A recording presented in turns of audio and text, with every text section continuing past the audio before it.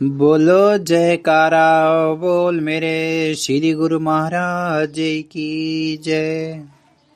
गुरुमुखों जय सच्चिदानंद। बड़ी प्यारा सा सत्संग है। श्री परमहंस अद्वैत मत के प्रवर्तक परम योगेश्वर शरणागत वत्सल श्री परमहंस दयाल जी श्री 108 श्री स्वामी अद्वैतानंद जी महाराज श्री प्रथम पातशाही जी योगी दुर्लभ श्री चरण बिंदों में दासन दास का श्रद्धा सहित कोटि कोटि दंडोत प्रणाम।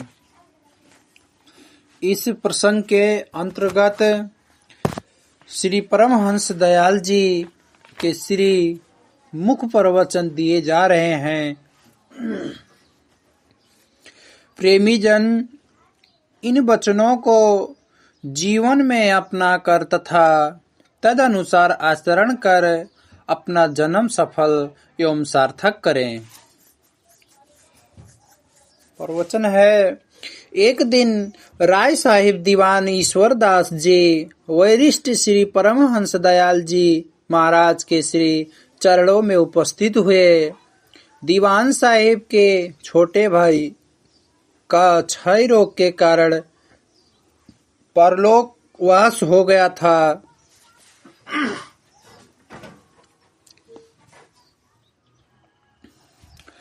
उसके बारे में बात करने लगे और विनय की, महाराज जी मैंने बहुत उपचार करवाया, हजारों तरह की औषधियां उसे दी गई, परंतु उसका कुछ भी असर न हुआ।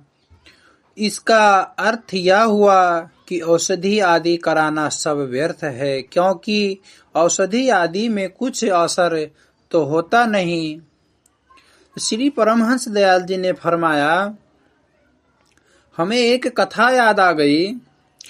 एक हकीम साहेब बड़े योग्य एवं अनुभवी थे।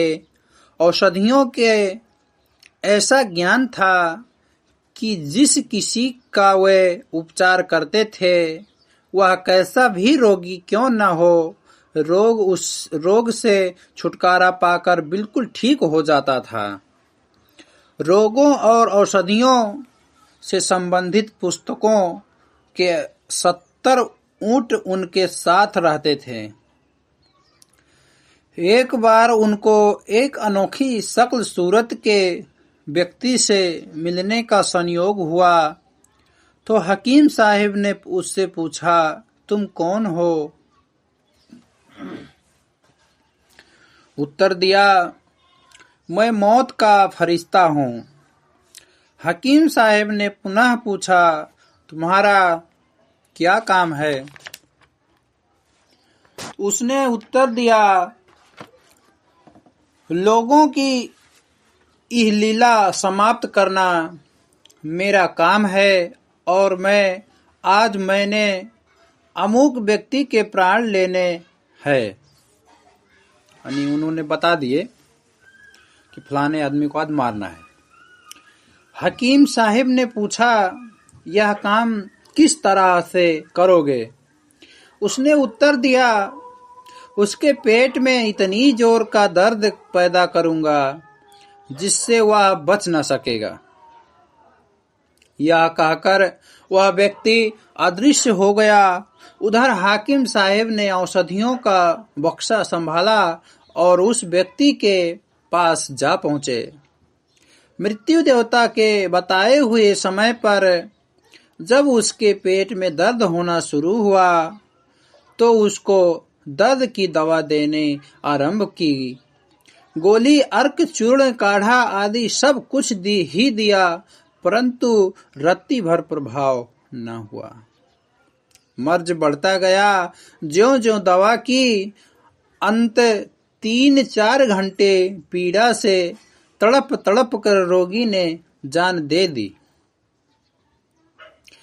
उसकी मृत्यु से हकीम साहिब को अत्यंत दुख हुआ और वे सोचने लगे कि मृत्यु जबकि अवश्य भावी है और उपसर कोई औषधि अपना प्रभाव नहीं डाल सकती, तो फिर हम उपचार किसका करें और ये पुस्तकें तथा औषधियां क्यों लादे लादे फिरे। यह विचार कर तथा सब सामान लेकर नदी के किनारे पहुंचे और दृढ़ विचार कर लिया कि सबको जल में डुबो दे कि उसी समय वहीं अनोखी शक्ल सूरत वाला व्यक्ति सामने आ उपस्थित हुआ और कहने लगा कि हकीम साहेब, यह क्या धुन सवार हुई है। हकीम साहब ने उत्तर दिया, जब इनसे कोई लाभ ही नहीं होता और न इनका कोई प्रभाव ही होता है तो फिर इनके रखने से क्या लाभ। क्यों न इसको डुबो दिया जाए। मृत्यु देवता ने कहा, यह बात नहीं है कि प्रभाव न हो। भगवान ने जिस वस्तु में जो गुण रखा है वह अपना प्रभाव अवश्य रखती है, परंतु उस समय जबकि प्रभाव प्रकट करने का अवसर मिले। और फिर जितनी भी औषधियां हकीम साहब ने रोगी को दी थी वे सब की सब दिखलाकर कहा कि जिस समय ये औषधियां गले से उतरती थी तत्काल ही मैं ले लेता था। मैंने किसी औषधि को पेट के अंदर जाने ही नहीं दिया।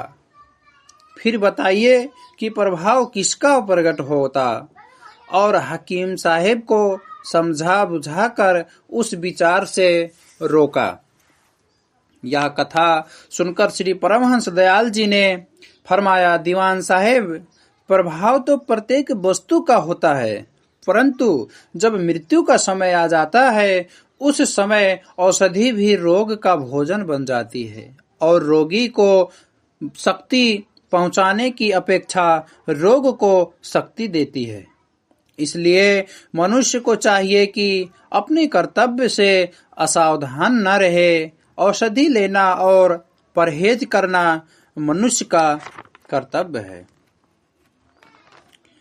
आगे रोग का निवारण करना और स्वस्थ करना, यह श्री परमहंस दयाल जी के श्री वचनों से दीवान साहेब के मन में से भ्रम दूर हो गया और उनकी तसल्ली हो गई।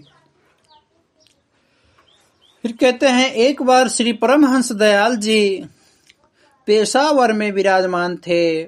एक दिन आपने अंतकरण पर प्रकाश डालते हुए फरमाया कि आमतौर पर लोग अंतकरण शब्द से तो अभिज्ञ हैं, परंतु उसकी वास्तविकता से अभिज्ञ नहीं हैं। वास्तव में अंतकरण मनुष्य के भीतर अंतरंग सभा की न्यायी है, जिसमें मन, चित्त, बुद्धि तथा अहंकार सम्मिलित है। अथवा यूं समझो कि विचार चार प्रकार के कार्य एक ही मनुष्य को सौंपे गए हैं। मिसाल के तौर पर एक मनुष्य किसी बात अथवा कार्य का विचार रखता है, दूसरा उस पर विचार करके उसकी पुष्टि करता है और उसे सबल बनाता है, तीसरा उसकी ऊंच नीच लाभ हानि पर विचार करके निर्णय देता है, चौथा उस निर्णय अथवा स्कीम को मानकर उस पर निश्चय करता है, तब उस निर्णय पर आचरण होता है। ठीक इसी प्रकार सर्वप्रथम मन में फुरना अर्थात एक विचार उठता है, तब चित्त से इच्छित वस्तु अथवा विचार को पुष्टि दी जाती है। बुद्धि उसके लाभप्रद अथवा हानिकारक होने का निर्णय देती है और फिर अहंकार उसको अपनी जात से संबंधित करके स्वीकार कर लेता है। इस विचार का नाम ही वृत्ति है, अर्थात अंतकरण जिस बात अथवा विचार पर सोच विचार करके और फिर स्वीकार करके उस पर निश्चय कर लेता है, वही वृत्ति बनकर प्रकट होती है।